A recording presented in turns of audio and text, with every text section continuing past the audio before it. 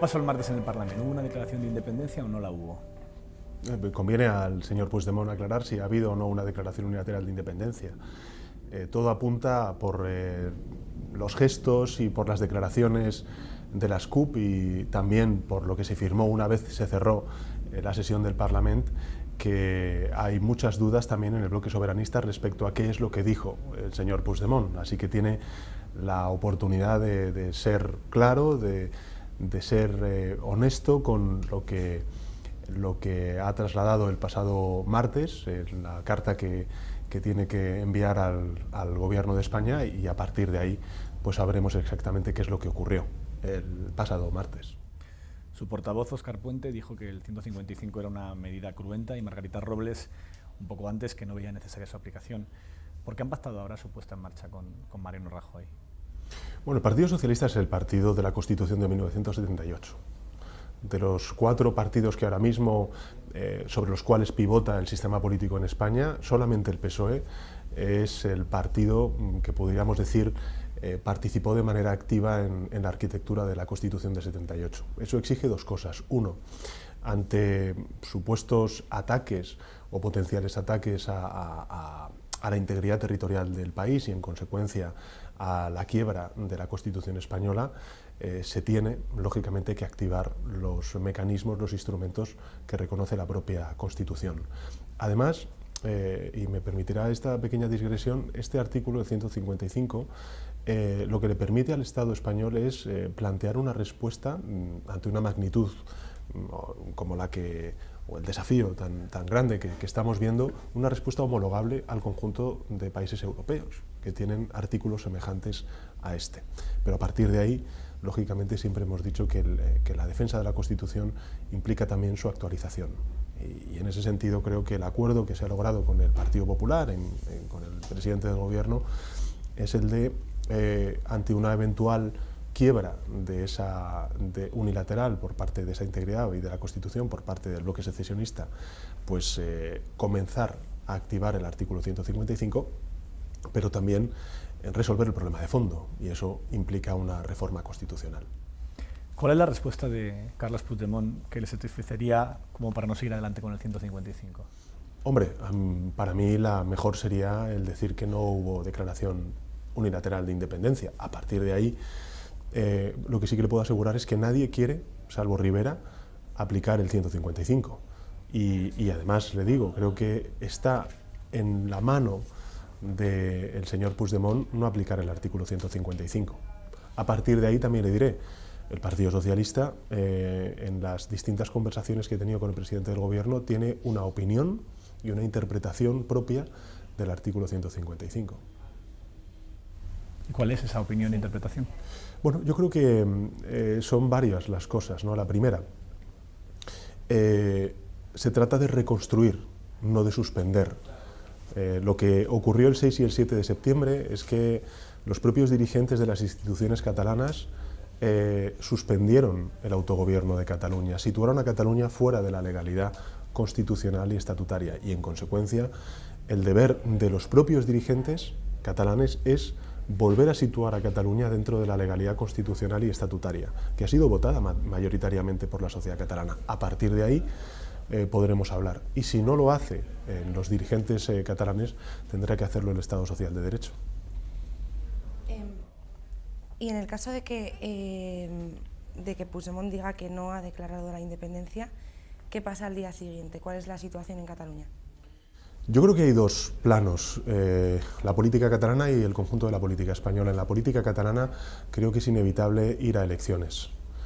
Creo que la legislatura en Cataluña, si alguna vez existió, porque hemos visto sucesivos planteamientos de ruptura y de quiebra unilateral de la legalidad por parte del bloque soberanista, creo que ya está agotada y que en consecuencia tenemos que ir a unas elecciones en Cataluña que permitan alumbrar una mayoría diferente e incluso también transversal, que permita y facilite también el poder empezar a entablar desde la legalidad un diálogo entre ambos ejecutivos.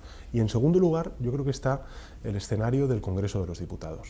El que la derecha española haya reconocido por primera vez que necesitamos modernizar nuestra Constitución, no solamente en el ámbito territorial, sino en otros ámbitos que tienen que ver con la regeneración democrática de nuestro país, de nuestro sistema político y de nuestro sistema institucional, es algo a lo que el bloque soberanista no puede negarse, y que además no sería entendido ni por parte de sus votantes en Cataluña, y me atrevería a decir, ellos que tanto miran a la Unión Europea, tampoco sería entendido por la Unión Europea, que digamos el bloque soberanista cierre la puerta a ese debate y a la reforma constitucional que estamos pidiendo los socialistas. En el caso de que no ceda y diga que la independencia se ha declarado, ¿en qué consistiría la aplicación del 155? ¿Lo tiene pactado con Rajoy ya? Aún no. Yo le he trasladado la interpretación que tiene el Partido Socialista sobre el 155. Siempre he dicho que el 155 debe ser, y es obligatorio que sea así, una página en blanco, porque cada crisis territorial obedece a unas causas muy distintas, y esta es muy particular. Creo que la sociedad catalana es una sociedad muy apegada a su autogobierno, que tiene una fuerte querencia por su institucionalidad, y eso tiene que ser reconstruido, tiene que ser rescatado de esa suspensión del autogobierno en el que le ha metido los principales dirigentes catalanes. Y bajo ese prisma, bajo esa lógica política, es sobre la cual debe trabajar el Estado Social de Derecho. Debe reconstruir ese autogobierno e intentar que esa cirugía sea la más respetuosa posible con el propósito de reconstruir el autogobierno. Por tanto, inevitablemente tiene un objetivo, que es el que el pueblo catalán se pronuncie cuanto antes. En esas elecciones, ¿cambiaría el escenario? O sea, quiero decir, ¿les preocupa que al final el resultado electoral deje el Parlamento tal y como está ahora? A mí me preocupa más que eso el que se persista en una dinámica que no tiene salida. Y creo que lo importante es que si por primera vez en muchos años, fíjese, el Partido Socialista desde 2013 viene hablando de la necesidad de reformar la Constitución, el que por primera vez los dos principales partidos del sistema político en España y los dos principales partidos que han gobernado este país durante los años de democracia, los 40 años de democracia, estemos diciendo que hay que reformar la Constitución y que la derecha española esté dispuesta a abordar esa reforma constitucional, creo que es una oportunidad también para los elementos más, no voy a decir moderados, pero sí más constructivos del soberanismo, de que podemos alumbrar entre todos una sociedad mucho más actual al sentir de Cataluña y del conjunto de España, ¿no?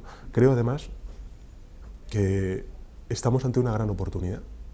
Estamos ante la oportunidad de que esta legislatura, que es verdad que el pasado 1 de octubre de alguna manera reventó, estamos ante la oportunidad de que sea la legislatura de la reforma constitucional. Y en eso no se pueden abstraer, no pueden eludir las responsabilidades ni el bloque soberanista, ni por supuesto otras fuerzas políticas que entraron en la vida política española el pasado 2015 precisamente para regenerar nuestro sistema democrático. Y me estoy refiriendo singularmente a Unidos Podemos. Creo que si las izquierdas, en ese cauce que se abre de reforma constitucional, nos complementamos y trabajamos conjuntamente, probablemente estemos también dando la voz y reconociendo aquello que se planteó por parte de la generación del 15M, y es que necesitamos regenerar el sistema político, institucional y democrático de nuestro país. Usted dijo que Mariano Rajoy no es de fiar. ¿Se fía de la reforma constitucional que ha pactado con él? Le pregunto porque si no le preocupa que le suceda lo mismo que Albert Rivera, que también pactó con Rajoy una serie de medidas para su investidura, como la limitación de mandatos o como la comisión de investigación de las cuentas del PP, y que después Rajoy se saltó. Bueno, hay unos plazos que se han marcado de 6 meses de evaluación de nuestro sistema autonómico y en particular del problema en Cataluña, y a partir de ahí, de esos 6 meses, pues lógicamente vamos a entrar en un proceso de debate sobre la reforma constitucional.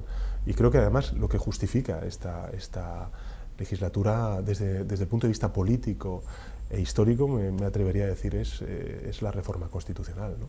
¿Por qué se fía ahora de Mariano Rajoy, de que vaya a cumplir su palabra? No es que Es decir, he hablado mucho con él durante estas últimas semanas, estos últimos meses.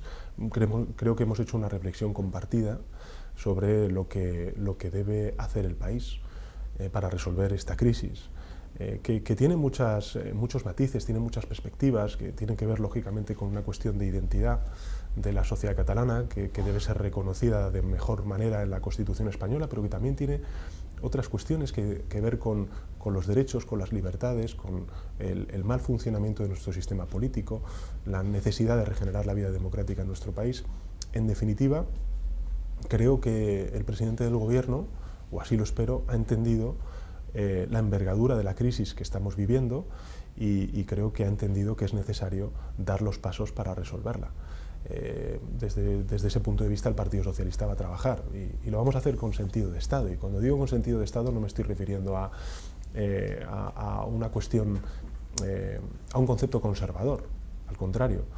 Creo que cuando estamos hablando de convivencia, que es en definitiva de lo que se trata esta crisis, es una cuestión prepolítica, que nada tiene que ver con las ideologías. La ideología sí que puede plantear distintas Españas. Nosotros tenemos una conceptualización de España muy distinta a la derecha española. Creemos en la plurinacionalidad, creemos en la necesidad de reconocer la voluntad de ser nación de Cataluña, pero eso no significa, uno, que esa diversidad esté, digamos, contrapuesta o sea antagónica a la igualdad económica y social necesaria entre ciudadanos, y en segundo lugar, eso no implica que en el aspecto prepolítico podamos entendernos con la derecha de este país. Y es que lo que no se puede permitir es que se quiebre la Constitución del 78 de manera unilateral, que se sitúe a una parte del territorio fuera de la legalidad estatutaria y, en tercer lugar, que la convivencia salte por los aires. Y esto creo que es importante también que lo entienda Unidos Podemos, porque si se sitúa en el marco de la reforma constitucional, creo que su aportación a la vida política será mucho más positiva que situarse fuera de ese debate sobre la reforma constitucional. ¿Cuál es su plan para esa reforma constitucional? ¿Un modelo asimétrico como el que fue en origen en la Constitución española con las 2 velocidades para las autonomías, o una nueva ronda del café para todos? Yo creo que tiene que ser un federalismo inclusivo. ¿Pero simétrico o asimétrico? Bueno, lo que pasa es que ya hemos jugado mucho con esos conceptos y se les ha dado un significado negativo. El sistema autonómico es un sistema asimétrico de por sí. Yo siempre me fijo mucho en ese preámbulo del Estatuto de Andalucía que dice que la igualdad no significa uniformidad. Es decir, se puede garantizar la igualdad entre españoles y reconocer la diversidad de distintos territorios. Y en ese sentido creo que conciliar y conjugar ambos conceptos, igualdad y diversidad, es el desafío que tenemos todas aquellas formaciones políticas a la hora de abordar la reforma constitucional. Por tanto, yo me quedo más con un federalismo inclusivo que conjugue ambos conceptos, la igualdad entre ciudadanos, social y económica, y la diversidad territorial. ¿Y cómo va a conseguir que la reforma de la Constitución no premie a Cataluña respecto a otras regiones y al mismo tiempo sea aceptada por los soberanistas? Yo creo que la mayoría de la ciudadanía en Cataluña, y cuando estoy hablando de la mayoría creo que probablemente por encima de un 50%, estaría dispuesta a debatir y a aprobar una reforma constitucional sobre cómo Cataluña se tiene que quedar en España, y no sobre cómo Cataluña se va de España, que es en lo que está el bloque soberanista y en lo que está, en este caso, Unidos Podemos cuando defiende el derecho a la autodeterminación de Cataluña. Bajo ese prisma, creo que nosotros perfectamente podemos compartir, como se ha hecho en otros territorios, una voluntad de ser nación que tiene Cataluña inexcusablemente y que tiene que ser respondida en nuestra Constitución. Hay muchísima literatura. Durante estos últimos años, la política es verdad que ha hecho caso omiso a esa literatura, pero hay muchísima literatura de eminentes constitucionalistas, progresistas, conservadores, nacionalistas, que han establecido cauces de cómo resolver la cuestión territorial. Pero aparte de eso, creo, y esta es la cuestión que creo que afecta sobre todo al progresismo en nuestro país y singularmente a las izquierdas, nosotros tenemos que abrir un debate sobre nuevas conquistas sociales en esa Constitución, de cómo blindamos derechos, de cómo reconocemos, por ejemplo, que la sanidad sea un derecho fundamental, como lo es la educación, de cómo garantizamos nuevas libertades que ahora mismo no están reconocidas, porque en la Constitución de 78 eran debates que no se planteaban, y de cómo regeneramos nuestra vida institucional y democrática. Y eso ahora mismo puede parecer menor, pero creo que es fundamental también para enganchar con mucha gente joven en Cataluña y fuera de Cataluña, que se pueden ver concernidos con esta reforma constitucional. Es decir, que esta reforma constitucional de alguna manera sea protagonizada por aquellos que a muy pocos metros de aquí se manifestaron un 15M precisamente demandando una nueva democracia, ¿no? ¿Puede Cataluña tener una hacienda propia? No, pero por ejemplo nosotros en la Declaración de Granada hablamos de que se podían crear esos consorcios tributarios.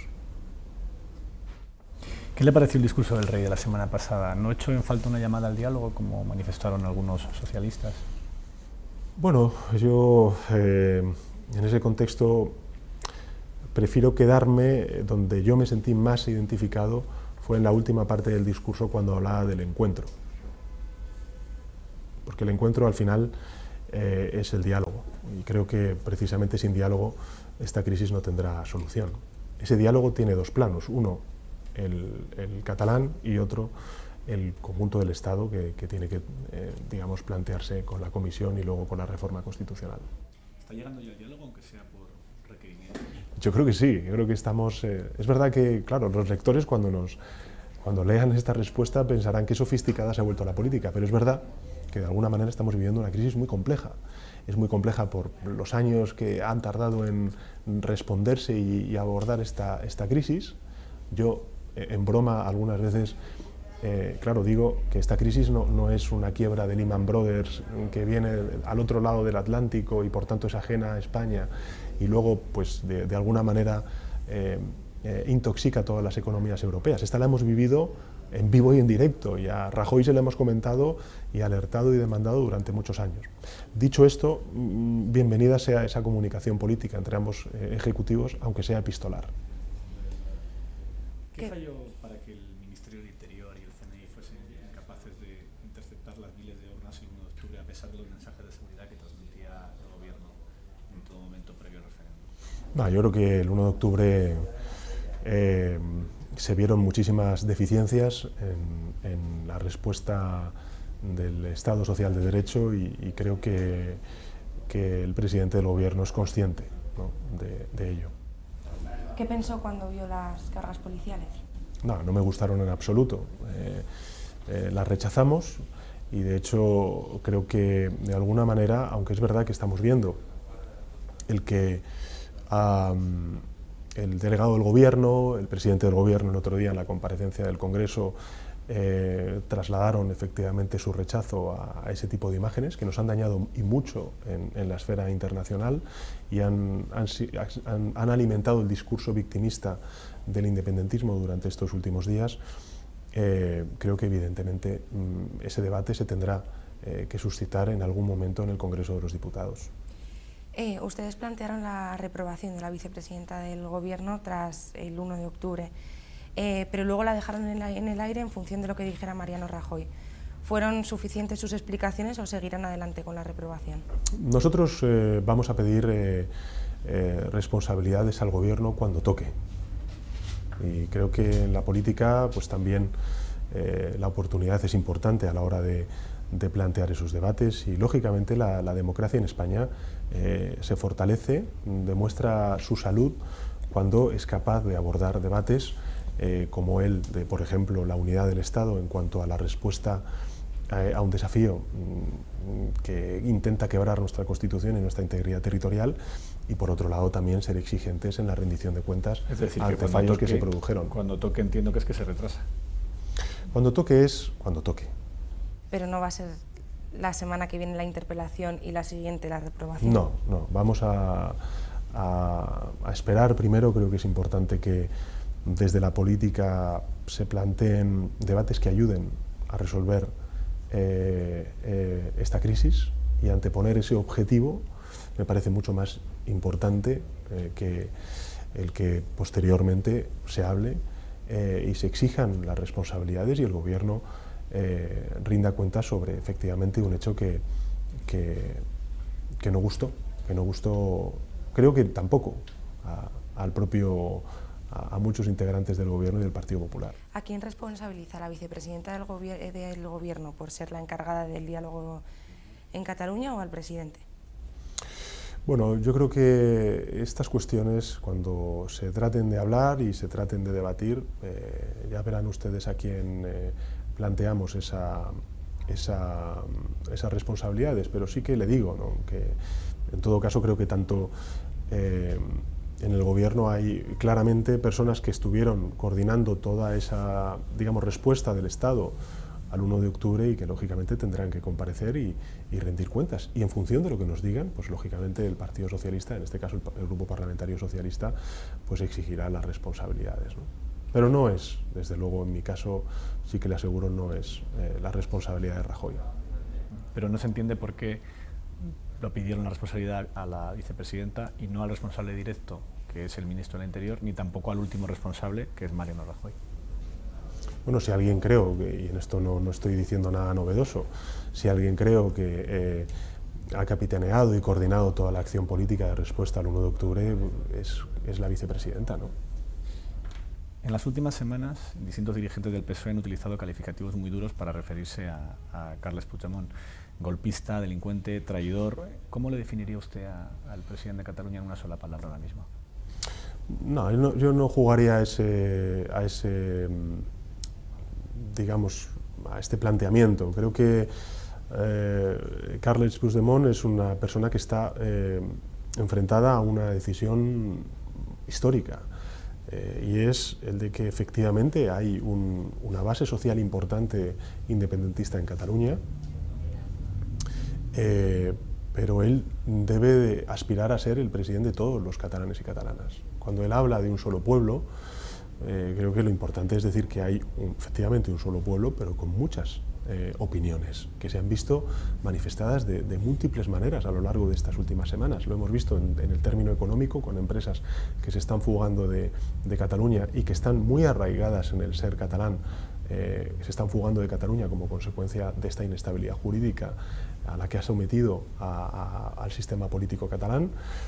Hay mucha gente que se ha manifestado con camisetas blancas diciendo que queremos dialogar, queremos hablar, y hay otra gente, bueno, que se ha manifestado a favor de la unión de los pueblos de España en las calles de Barcelona en una manifestación transversal, y mucha gente efectivamente que se ha manifestado a favor de la independencia. Yo creo que Puigdemont lo que debe ser es el presidente de todos los catalanes, y si asume su papel, creo que lógicamente dejará a un lado los caminos rupturistas y unilaterales. ¿Cree, como han declarado distintos dirigentes, que puede acabar en prisión por lo que ha sucedido hasta hoy?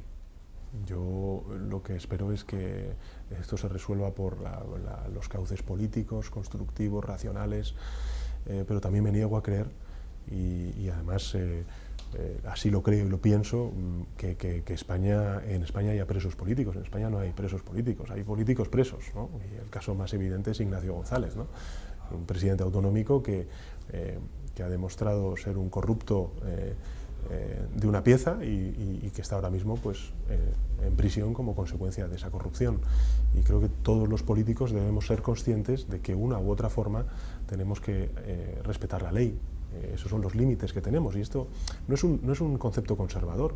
Para aquellos desde la izquierda que defendemos la política, tenemos que ser conscientes de que la ley es el único instrumento que tenemos aquellos que no somos poderosos, que no tenemos ni recursos económicos, ni nada que se lo parezca para imponer nuestra voluntad, ¿no? Al contrario, tenemos la ley, que es la que nos protege, ¿no? Claro, pero ustedes consideran que Puigdemont se ha saltado la ley. ¿No cree que el proceso judicial que se abra puede acabar con él en prisión? Bueno, hay que ver qué es lo que pasa durante las próximas semanas y sobre todo cuáles son las decisiones que toma el señor Puigdemont. Pero una cosa es el cauce judicial y otra cosa es el cauce político. Hemos visto durante estos últimos meses y años, y además el Partido Socialista lo ha planteado en multitud de ocasiones, los límites la fuerza, pero también los límites de circunscribir la política a la cuestión legal. También tiene que abrirse ese espacio para el diálogo y para la reforma. Y en eso está el Partido Socialista cuando plantea la reforma constitucional, ¿no? ¿Qué ha pasado para que el independentismo catalán haya pasado del 11% a casi el 50% en unos pocos años? ¿Quiénes son los responsables? Bueno, yo creo que claramente el presidente del gobierno durante estos últimos años, primero como líder de la oposición y luego como presidente del gobierno, ha tratado de confrontar territorialmente para apelmazar un voto conservador en el conjunto de España. Yo lo he dicho en reiteradas ocasiones, creo que el señor Rajoy aspira a gobernar España con Cataluña dentro sin escuchar a Cataluña. Bueno, creo que ahora ya ha empezado a ser consciente de la crisis que tenemos encima de la mesa y, por tanto, a poner respuestas políticas en marcha. Y si Rajoy ha sido uno de los responsables de crear este problema, ¿puede ser ahora parte de la solución? Siempre se puede ser parte de la solución cuando se reconocen, uno, que existe un problema y dos, que el camino que se ha seguido hasta que ha estallado este problema pues no ha sido el equivocado, ha sido el equivocado, ¿no? Le propongo una hoja de ruta política que han planteado distintos académicos como posible solución a medio plazo de la crisis catalana. Primero, esa reforma constitucional que ustedes proponen, votada en toda España. Pero ¿qué ocurre si no es aprobada en Cataluña? En ese caso, ¿tendría sentido un referéndum de autodeterminación, como proponen algunos académicos? Yo es que creo que entiendo que el debate académico y el debate periodístico plantea escenarios en el futuro. A mí siempre me sorprende que esos escenarios siempre son negativos. ¿Y qué pasa si no ocurre esto o no se ocurre lo otro? Bueno, yo creo que hay que dar una oportunidad a la política. Y creo que si ocurriera algo así, efectivamente estaríamos ante el fracaso de la política. Y como yo me niego a creer en el fracaso de la política, pues primero exploremos hasta dónde podemos llegar. Y creo que podemos hacer muchas cosas en favor de resolver esta crisis y de regenerar la vida política en nuestro país. Pero usted sí que dijo que en la reforma constitucional que se va a abrir dentro de 6 meses, el PSOE estará en contra de un referéndum pactado o de una consulta, incluso si no es vinculante. Vamos a ver, yo lo que digo es, uno, el referéndum pactado es un eufemismo para hablar del referéndum a la autodeterminación. Creo que es muy importante que los políticos empecemos a decir la verdad de lo que estamos diciendo. Y cuando se habla de referéndum pactado, que lo hace, por ejemplo, el Bloque Soberanista o Ada Colau, lo que tienen que decirle a la ciudadanía es que están defendiendo el derecho a la autodeterminación, es decir, a la independencia de Cataluña, a cómo Cataluña se va de España. Y esto no es un juego de palabras. Yo defiendo que tenemos que abrir el debate sobre cómo Cataluña se queda en España. Y no es un juego de palabras ni un matiz retórico, no, es una cuestión de fondo. En ninguna constitución europea reconoce el derecho a la autodeterminación de una parte de su territorio. Incluso cuando se aboga por Escocia y se dice que necesitamos un referéndum como el escocés, se están diciendo algo que no es cierto, porque Escocia tiene un tratado internacional con el resto del Reino Unido.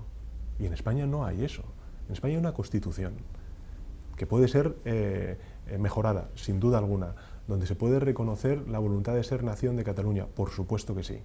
De hecho, Gregorio Pérez Barba, cuando hablaba del famoso artículo 2 de la Constitución y hablaba de nacionalidades, ¿qué decía? Yo he aceptado, decía él, este término para definir a España porque es que sé que la nacionalidad significa una nación con un Estado que es el español, o distintas naciones con un Estado que es el español. Bueno, pues yo creo que ese es el debate que debemos plantear. Por tanto, ¿un referéndum pactado? Claro que sí. Pero ¿cuál es ese referéndum pactado? El acuerdo de la reforma constitucional y luego su posterior votación por parte del conjunto de españoles y su traslación a un ordenamiento jurídico nuevo en Cataluña. Su posición, su postura en la crisis de Cataluña le ha costado duras críticas por parte de Pablo Iglesias. ¿Está rota la colaboración? No, yo espero que no. Lo he dicho en muchas ocasiones. Yo tengo una vocación firme y convencida de unir a la izquierda. Y además lo digo porque lo siento y porque lo creo. Y porque creo que una cooperación de ambas formaciones políticas puede ser muy positiva para este país. Muy positiva. Ahora bien, creo que Unidos Podemos se equivoca en dos cosas. La primera, yo no veo ninguna bandera de izquierdas en la causa independentista.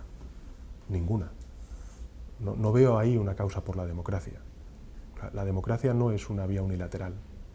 Yo no veo en la causa independentista un planteamiento de defensa de los derechos de los trabajadores y trabajadoras con la fuga de empresas que hay. Y no veo tampoco que la causa independentista tenga la bandera de la solidaridad, cuando de lo que se está hablando es precisamente de que es que España roba a Cataluña, dicen los independentistas. Y que se está demostrando además que es una falacia. Por tanto, una cosa es que efectivamente la izquierda deba reconocer las identidades y encauzarlas en términos racionales, y otra cosa es abrazar la causa independentista o muchos de los planteamientos que están diciendo, y decir poco menos que es en Madrid donde se vive poco menos que un régimen de excepcionalidad antidemocrático. No, es un Estado social de derecho con sus imperfecciones que tienen que ser mejoradas, pero lógicamente tenemos que hacerlo por los cauces de la Constitución. Y luego, la segunda reflexión que yo le haría a Pablo es, al final, ellos tienen también la oportunidad de contribuir con sus ideas a la reforma constitucional. Ellos entraron en la vida política española al calor de que se necesitaba regenerar la vida democrática en nuestro país, que necesitábamos regenerar nuestro sistema político institucional y que necesitamos también blindar derechos y reconocer nuevos derechos y libertades. En eso podemos caminar juntos. Por tanto, ¿por qué tienen que negarse a que la generación del 15M no sea quien lidere esa propuesta de reforma constitucional? Yo creo que España tiene que mirar al futuro y necesitamos una Constitución que mire también a su futuro.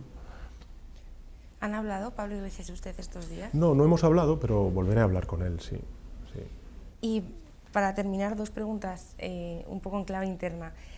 ¿Por qué finalmente no ha convocado el Comité Federal y el Consejo de Política Federal para informar de la postura del PSOE y para ratificarla en el apoyo al 155? Y otra, si se ha planteado consultar a la militancia esta decisión. Bueno, vamos a ver, el Partido Socialista es un partido profundamente democrático. Todas las posiciones que vaya a tener el Partido Socialista tienen que pasar por los filtros, que son la Comisión Ejecutiva Federal en pleno y el Comité Federal. El Consejo de Política Federal, como bien sabe, es un órgano consultivo, con lo cual, si se tiene que activar todo, pues lógicamente yo como secretario general del Partido Socialista lo haré y pediré el respaldo del Comité Federal a la posición que estoy manteniendo, y es, uno, defensa de la Constitución, y dos, la reforma de la Constitución para resolver en el medio plazo esta cuestión. A partir de ahí sí que le diré que efectivamente, como usted bien ha indicado, yo tengo que rendir cuentas a la militancia, y eso sí que le garantizo que lo haré. Probablemente, si se desencadena todo, no podré hacerlo en el momento en el que se haga, porque no tendré tiempo material, pero sí le puedo garantizar que en unos meses rendiré cuenta ante la militancia sobre las decisiones que tome como secretario general. En caso de que se tenga que activar el 155, ¿dará libertad de voto al PSC en el Senado para votar en contra, o cree que el PSC votará a favor?